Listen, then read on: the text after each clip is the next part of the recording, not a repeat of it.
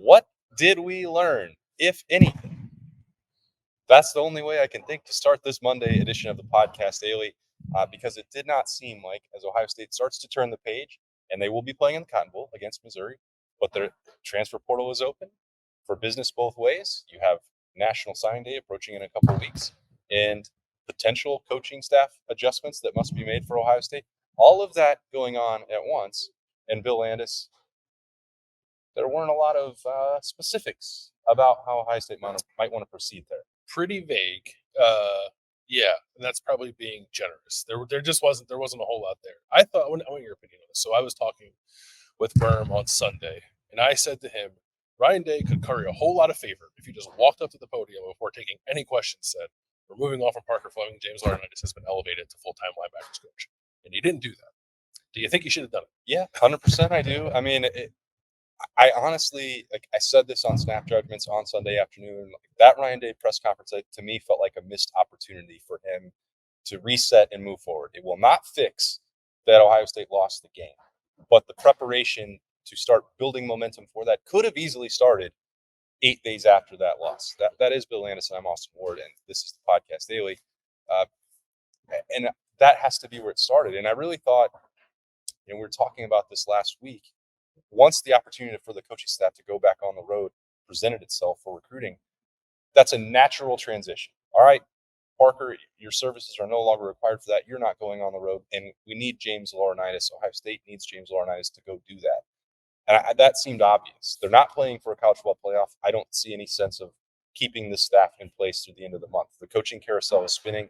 If they are going to look for an outside hire for that position or any other one, which I don't think is necessary with Parker Fleming and James Laurinaitis, of course, but if you're talking about potential changes to a quarterback coach, or if this is finally the time that after years of speculation and really far conversation down the road with Larry Johnson to either move to an emeritus position or retire full-time or whatever, this is the opportunity to do that. You can still get through the game and prepare for Missouri with who you have in the building. It doesn't make any difference if they actually win that game, even though sometimes we talk about it afterwards as a springboard. So, yeah, I thought, especially with that one, if you don't want to make sweeping changes, you could make the one because there's an immediate benefit to the program. And I asked him specifically, yes, is this timeline affected by the fact that you're not in the playoff? He's like, we'll consider it. It's considering a lot of things. How much consideration is required for it? There shouldn't be any. I'm with you there. And that was, again, missed opportunity is kind of the word du jour, I guess. So I was a little surprised, honestly, that didn't happen in terms of what we learned. For what it's worth, I didn't see a whole lot of coaches in the Woody on Sunday. I did see Larry Johnson walking around. So everyone who you expect to be here is still around. So I understand the timelines for these things are complicated. Sometimes I think needlessly so. I don't think the Parker Fleming, James Laurinaitis one needs to be. And it's frustrating that it is. That's not the only change that Ryan Day, I think, should entertain, but I think it's the glaring one, right? So, but there's no real news on that front as we stand here talking to you on a Monday morning. Ryan Day was asked about Jim Knowles interviewing for the Duke job and said, yeah, it happened. Yeah, we're talking about it. We don't have any reason to believe that he's a serious candidate for that job, but he did interview, which is not nothing. So I don't think either of us are on alert for that being another potential spot that Ryan Day has to fill, but it is something else, I suppose, for him to juggle as he figures out which direction things are going with this coaching staff.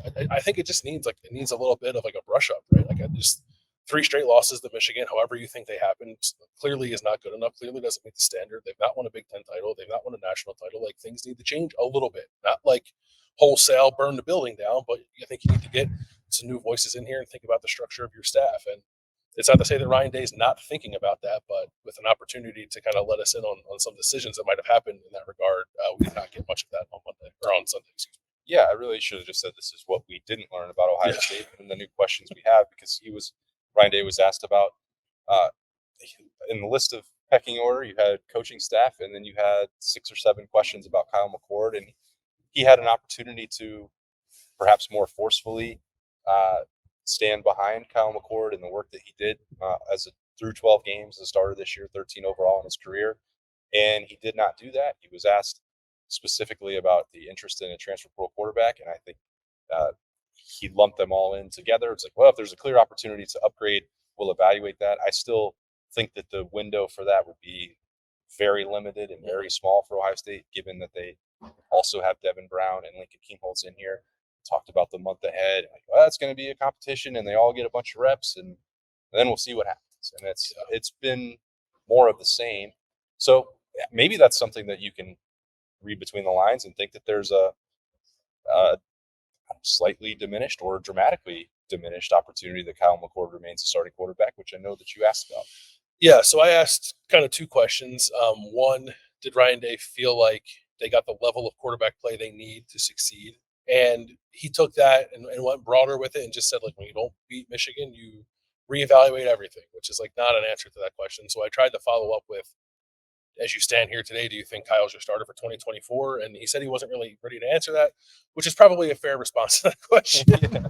It's not maybe the fairest question in the world, but I thought it was worth asking. I understand those decisions don't need to be made in December of 2023 when you're talking about September or August and September, I guess, of 2024. But I think that's where a lot of the fan base is. So I wanted to ask Ryan Day that, and certainly he could have said, like, yeah, what do you mean? Of course he is, and he didn't do that. I don't want to read into that too much, but certainly that could have been a response.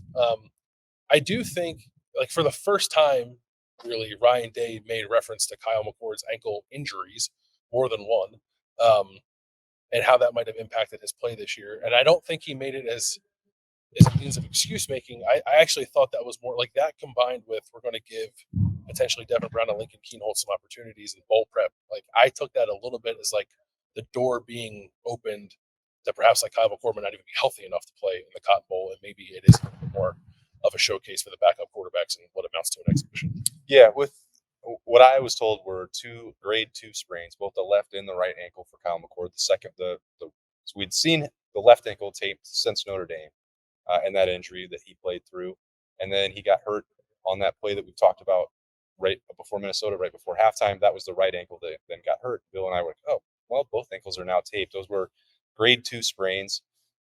I'm not a doctor. I don't know how much pain that really means, how much that influences mechanics, any of the other stuff. Both Ryan Day and Kyle McCord have largely tried to avoid that as an excuse-making conversation, but it is relevant because if they continue to last that long, which the left one did for 2 months, perhaps this conversation about getting Devin Brown and Lincoln Kienholz reps is because for this coming week or next week when they start ramping up a little bit more with practices, I mean, if that's how long it takes to heal, then maybe you don't want to push Kyle McCord and have another risk of re-injury. The other guys, I mean, Devin Brown has not been fully healthy either. Right. So maybe that would be part of it, to try and get Kyle McCord closer to full health while also looking at what you have in Devin Brown and Lincoln Kienholz to start looking forward towards the spring, which, again, Ryan Day kept saying he wasn't really interested in doing that because the Rose Bowl 2 years ago gave them momentum and a sense of pride and that the program was going in the right direction. So, this team's in a vastly different spot, though, isn't it, with what they're going to lose?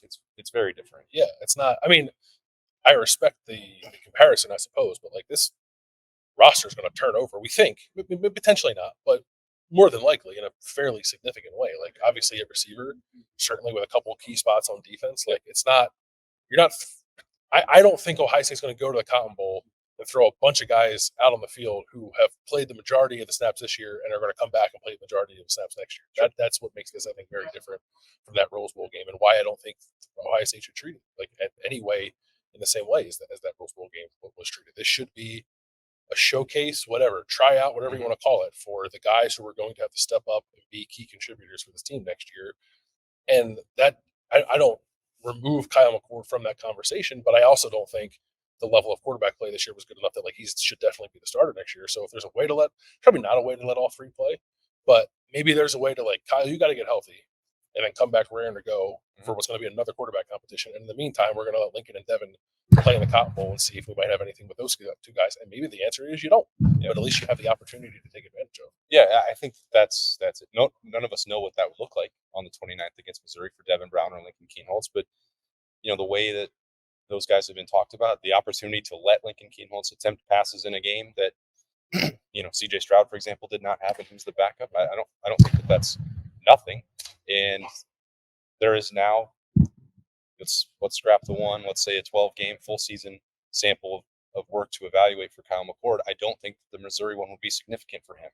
Ohio State could help him I mean, maybe that's one where he gets healthy in the next couple of weeks and then really carves up Missouri. I mean, would that change the conversation dramatically for next September? I doubt that it would. It would just make people more angry about what happened in Ann Arbor. That's probably what would happen. So that sample size of live reps against Missouri, which I think will very much want to beat Ohio State, and can look at it from more of a momentum standpoint for their program and a New Year's Six win that they can maybe plant a flag with. Like, they're going to be trying. Like, it's going to be significant, and so those reps and that evaluation with Lincoln Kienholz and Devin Brown probably would be informative of getting ready and shaping the way it looks like in March for Ohio State. And if that pecking order remains the same, if there's reason for that, or if it changes the notion of what the competition looks like, or somebody decides maybe I'm not cut out for this. Like, who knows? But that would be a more informative opportunity for those quarterbacks than I think it would be for Kyle McCord. And that's not to say that that closes the door and that he couldn't be the starter in next September. That's a long way away. But if you're trying to plan and the portal is open, and I don't know, you just find out things by putting them on the field.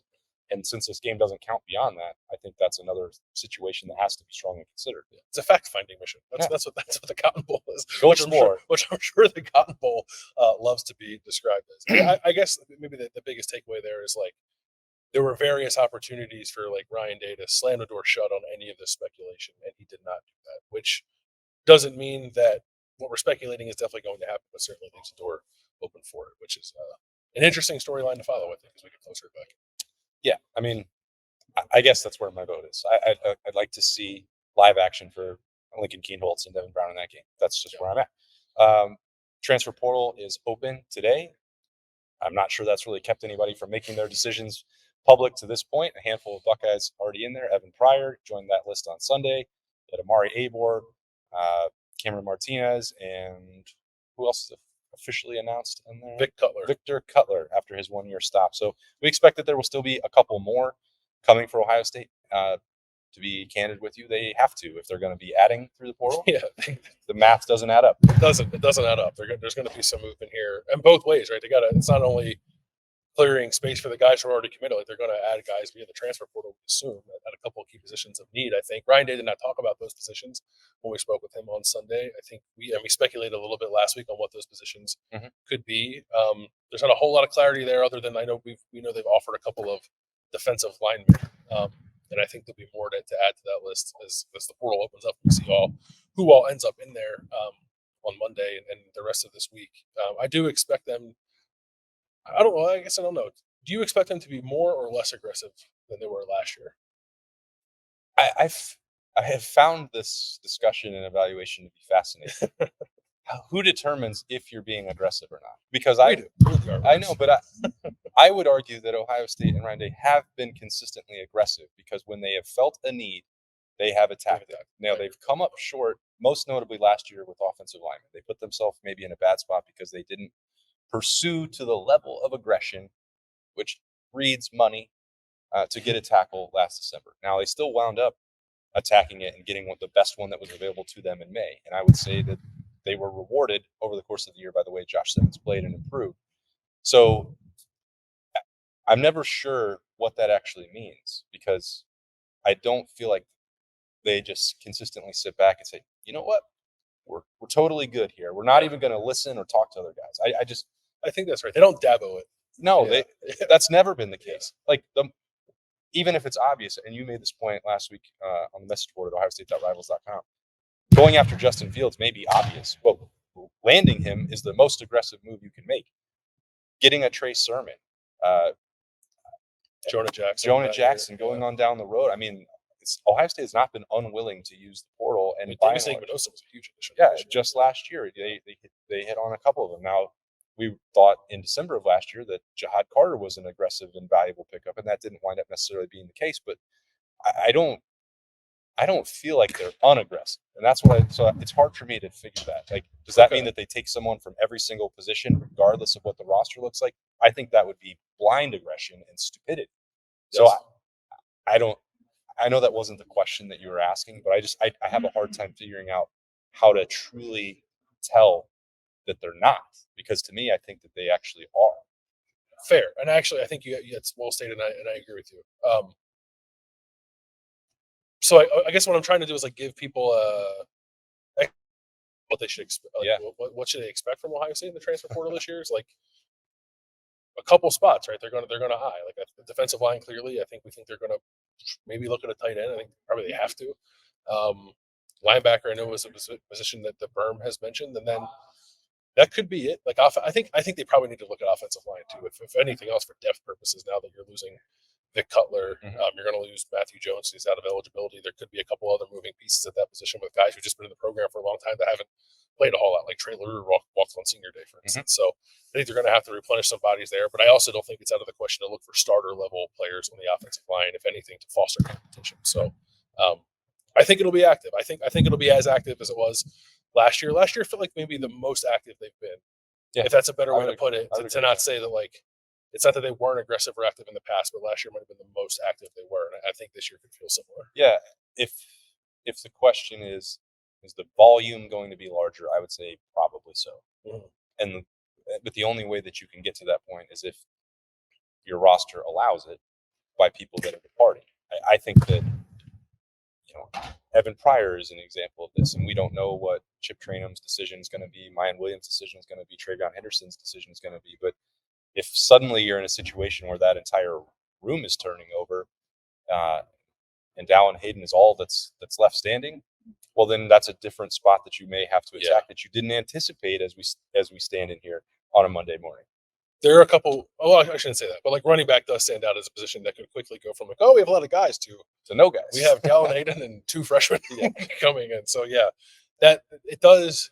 The picture does change quite rapidly because it's unexpected. And Ryan did talk about this on Sunday. He was asked like, do you get numb to the guys leaving via the portal? And just like, yeah, because you kind of have to be at this point. Like it's not even the decisions to go in or not go in. It's not even like personal anymore. It's just like, I think as a player, sometimes you feel like you're doing yourself a disservice if you don't go into the transfer portal with all the money that's being thrown around in there. Right. It ultimately leads to a lot of bad decisions, Sure which is unfortunate. But it is the world that we're in now. That I don't think anything should surprise you. You must like kind of expect the unexpected with this. But I do think I think the volume of incoming transfers could be a little higher than it's been here typically. All right. Well, that will ramp up for Ohio State now that the portal is officially open and will be until just shortly after January 1st.